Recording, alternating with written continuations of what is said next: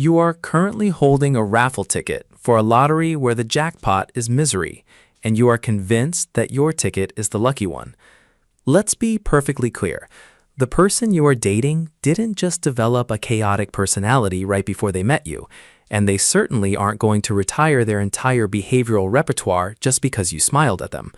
You are staring at a pattern that has destroyed every relationship they have ever touched, yet you are operating under the dangerous, arrogant, and statistically impossible delusion that you are the exception to the rule.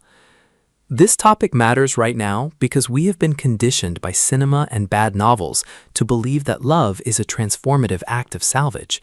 We think if we just provide enough patience, enough logic, or enough understanding, we can edit their character like a rough draft. But here is the uncomfortable truth.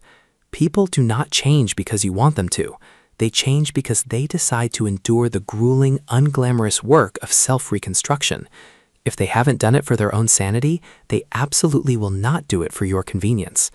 Psychology calls this the fixer's bias, a cognitive distortion where we confuse our willingness to tolerate pain with our capacity to inspire growth. You are not a catalyst, you're a shock absorber, and eventually the absorber gives out. You need to understand that their pattern is not a riddle you need to solve, it is a boundary you need to respect. When you convince yourself that you are the exception, you aren't being brave, you are being naive.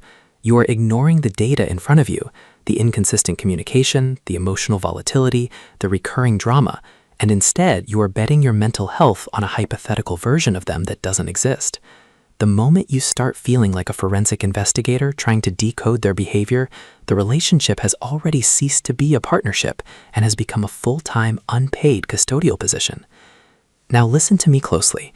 You are a person of immense value, intelligence, and potential, and you are far too significant to be an extra in someone else's recurring drama.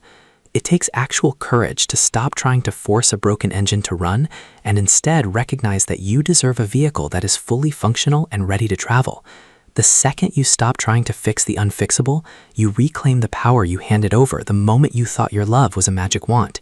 You are not losing them. You are winning back your own peace, your time, and your future.